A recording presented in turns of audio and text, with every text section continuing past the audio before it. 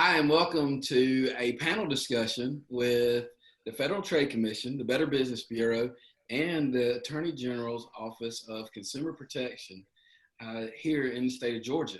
We wanted to sit down and we wanted to talk about some different things that consumers are facing in the midst of COVID-19 coronavirus pandemic.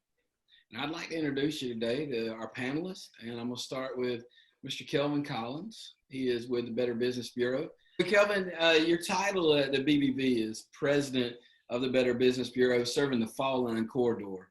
Now, I understand how the Fall Line runs across the state of Georgia, but what does that mean in layman's terms?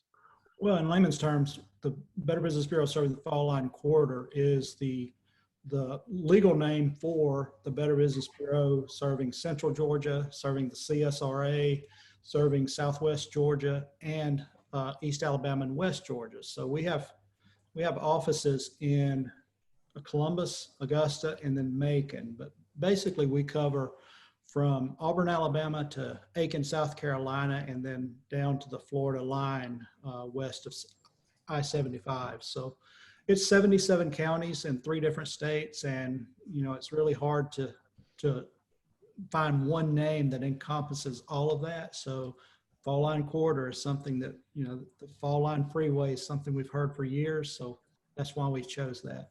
Excellent, excellent. The second person on our panel I'm going to introduce today is Miss Anna Burns. Miss Anna is from the Federal Trade Commission, and she is the Southeast Region, or she's the Regional Director of the Southeast Region. And that sounds like a really big deal. So where are you at, and how do you cover all of this? Well, Jason, while our office is located physically in Atlanta, we cover 7 southeastern states: North Carolina, South Carolina, Georgia, Florida, Tennessee, Alabama, and Mississippi. So we have a big area, but we do great work covering all of those states. That's fantastic, and I can vouch for that. You guys do great work. And so next, we have Mr. Sean Conroy. He is with the Attorney General's Office in the state of Georgia, the Consumer Protection Division. Now, Mr. Conroy, what is the Consumer Protection Division? Thanks, Jason. And it's great to partner with both the Better Business Bureau and the Federal Trade Commission for this webinar. Our office, the Attorney General's Office, has a Consumer Protection Division, which has about 45 employees, and we investigate consumer complaints from across the state. We're located in Atlanta, but we do our reach does go throughout the state. We get about 17 to 20,000 complaints that come in per year, and we process those complaints looking for unfair or deceptive acts and practices. And especially during this COVID-19 outbreak, we're very busy looking at issues such as price gouging, along with the traditional scams that we'll typically see and that you hear about and that the Federal Trade Commission hears about. We're available on the web at consumer.ga.gov, and we have counselors. We're still operating and available to take calls from consumers if there's questions or complaints.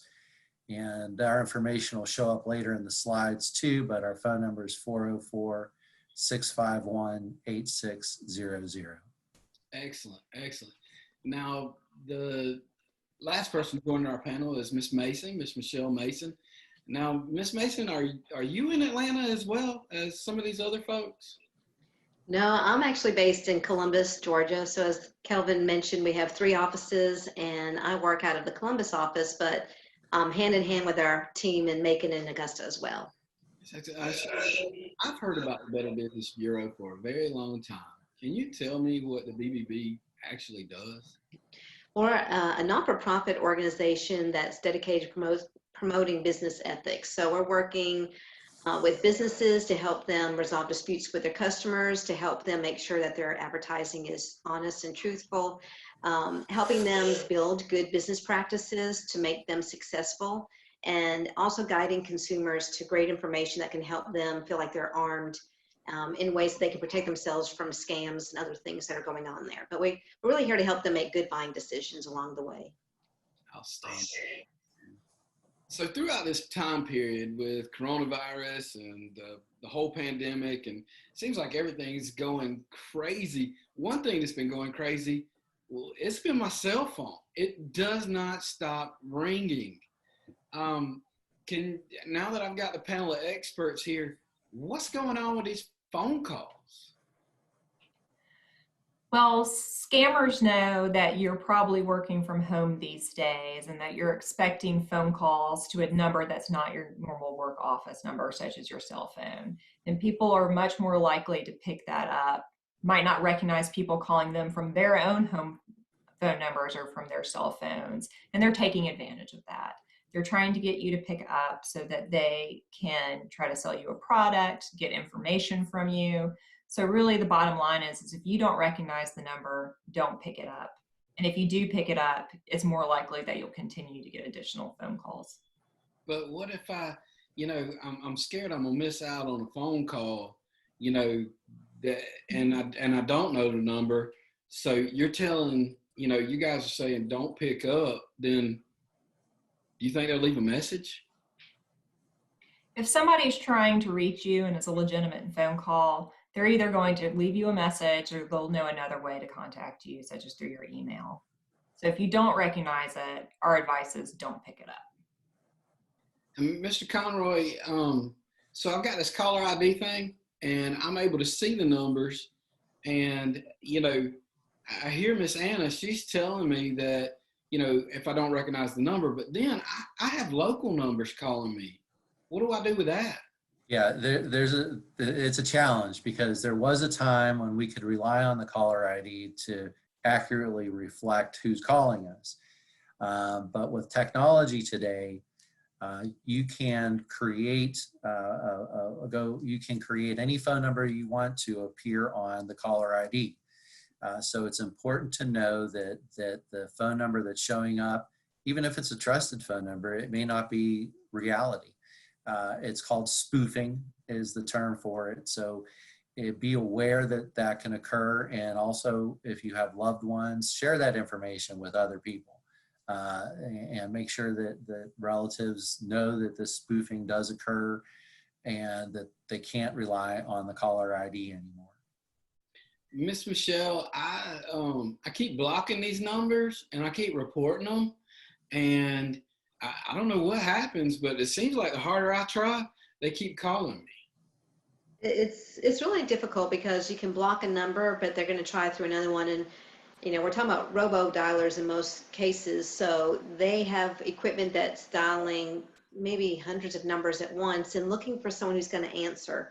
And that's why we're saying don't even answer unless you know the number and it's someone from your family or friends that you want to talk to. Because just by answering the phone is going to tell them there's a live person there. And even if they aren't successful in talking to you and convincing you to give away your information, they can still sell your name and your number to others, stating that this is someone that answers the call, and you're going to see more numbers come. Now, some of us are even seeing more calls, even though we are blocking them, and that's just by sheer volume of calls being made. Like we said, right now, there's an increase because they're trying to find you at home. And so there's a lot more lists available now, even lists of numbers that they use for their spoofing of numbers not in use. So we have a lot of people saying, well, I tried the number back and it's not even in service. And we're explaining that's because they found a number that's disconnected to claim they're from, to dirty that paper trail. But that means that person called that robocaller back, and we're discouraging them from doing that because that's a sure way to get you on that list where they're going to make money from your information.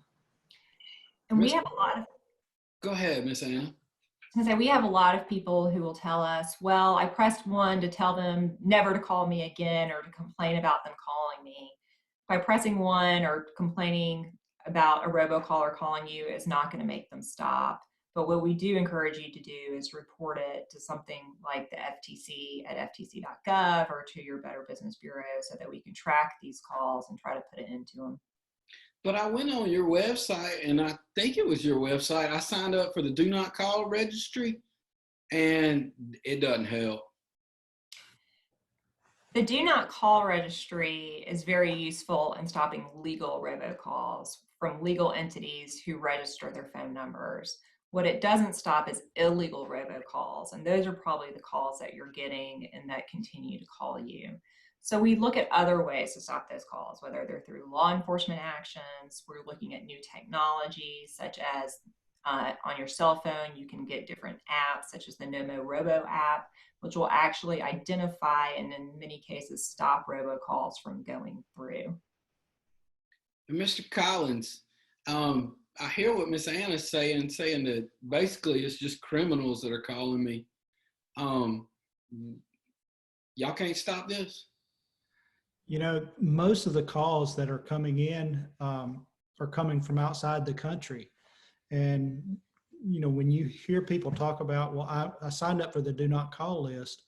Well, these are for the legitimate marketers that are scrubbing their information with the do not call list. Someone that's calling you from a foreign country just to try to separate you from your money, they don't care about the do not call list, and they're going to use whatever means they can to get through to you. And I've had so many people tell me that, well, it was my number that called me. Yeah. And a lot of consumers will pick up that call because as human beings, we're naturally nosy. So we see our number calling us, we're going to pick up and see who that is using our number. So it's just another way that they try to get through to you. And caller ID used to be something that you could really depend on, but technology has now made it to where anyone can spoof it. But caller ID goes really, really well with voicemail. So if you don't recognize a number, let it go to voicemail. If it's someone that you need to talk with, you'll have their information on your voicemail and you can call them back. And I just want to add really quickly that some of these calls are what we would call threatening calls. So they're claiming to be with the IRS or with the police department or a number of places alleging that you're about to be arrested or you've been found to be guilty of something and you have to act immediately. And so it's just a reminder with the spoofing, they can change the caller ID information to look like it's coming from your local courthouse, your local jail, a government agency. No matter who it says, just know you can't trust that that's really who's calling. And we encourage you to look up the correct number for whatever agency is involved and ask them if they have any issues in their records for you. The 99% of those are going to be no. There might be a slight chance there's a collection agency calling you, but otherwise these are going to be bogus calls that are designed to use panic to get you to act quickly without thinking and giving out your account information or other information that could lead to loss of funds or loss of your identity.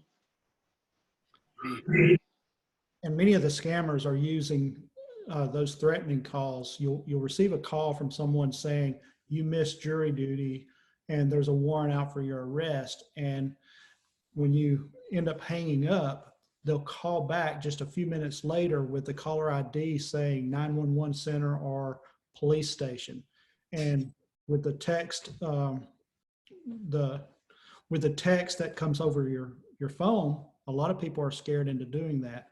But one thing to remember, if you get those threatening calls, put yourself in the position of law enforcement.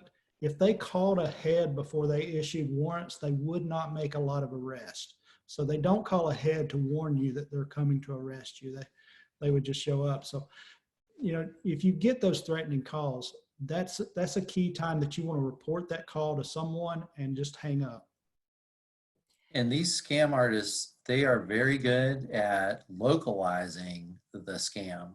We have had con artists impersonating employees of Attorney General Chris Carr's office, saying that they're affiliated with the Attorney General in some of these con artist scenarios. So they can drill down to your local sheriff's office to figure out who is the sheriff and use that information. And it really is a three-legged stool here that we're talking about with combating these calls. It's an enforcement, We have laws on the books, but with cheap technology and these calls coming from anywhere in the world, it is a challenge to stop a boiler room that might be operating in a foreign country. It happens, but it's a challenge. Technology, through our phone companies, consumers can contact their cell phone providers and see what's available. Anna mentioned the NoMo Robo earlier. That's a tool, and the providers are being encouraged to implement more technology that's available to make available to consumers. So check with your provider, and know that the other laws are being passed, and education. Just as you're listening to our partners here on the call, on the video conference, they're all giving out great information about what to be aware of. One of the things that Sean mentioned was enforcement of the laws already in place. Earlier this month, the FTC and the FCC just sent out joint warning letters to voice over internet providers who were routing illegal robocalls, telling them to put a stop to these actions. So we're hopeful that actions such as these will put people on notice that routing illegal robocalls, especially during this time when people are at home, when people are getting calls, lots of fraudulent calls about scams involving coronavirus or economic payments, that there'll be a warning that those calls have to stop. Well, I think that's really crazy that it's that big. Why can't, I just think the FTC needs to make little small air horns. And I don't know if y'all thought about this, but when they call you, just blow it right into the phone. I think that works fine. My uncle does it, and he does it every time when it comes in. Well, Jason, the FTC does sponsor contests to come up with new ways to stop robocalls, and the NoMo Robocall app was the winner of our first contest for thinking of new technology to stop robocalls. So maybe you could submit your air horn idea the next go around. We'll see if you can win that next contest. I think that's a winner. We definitely have seniors who've told us they've done that before, so. And just remember, because we're in the South, we want to be polite. It's okay to hang up on a con artist. That's fine. And even though it's fun to play with robocallers and do things such as send air horns into the receiver, just think it's better not to answer the phone call at all. Let it go to voicemail. Call it, check your caller ID, even though that can be spoofed. Just make sure it's somebody that you know before you pick up the phone. Jason, it's really ironic that you've got so many agencies out there trying to warn consumers about these calls and letting you know that these are possible scammers that are calling you. Don't answer, don't pick up the phone, press any buttons. But what it really comes down to is education, and you have to take care of educating yourself on what scams are out there so that you can deal with them once you're contacted, because we're all going to be contacted by a scammer at some point. And when you make the decision of how you're going to handle that, doesn't need to be when you're on the hot seat. It needs to be, you make the decision now that this is how I'm going to handle this call that I receive next month asking for my social security number. And you just solidify that in your mind now, and then you can deal with it when you actually do receive that call. Mr. Collins, for the Better Business Bureau, where would I find that information at? You can find all the information that we have at bbb.org. Feel free to go there, or you can contact any of our offices. We can be reached at 1-800-763-4222. That's 1-800-763-4BBB. So give us a call. We're all working from home right now so that we can help protect you and answer those questions. Mr. Sean, you guys have a website too, I imagine, right? Yes, we do. And we'd encourage you to visit consumer.ga.gov. And in addition, we have a consumer education website that is at consumered.ga.gov. ftc.georgia.gov, where we answer consumer questions. And you can find that also on our consumer.ga.gov website. All right, Miss Anna, I'm gonna need to figure a way to get in touch with y'all so I can do this air horn thing. But in the meantime, have you guys got a website as well? We do. It's ftc.gov. And you can find out about all the types of scams that we spoke about today, as well as information specifically related to coronavirus scams and law enforcement actions related to that. Thank you so much.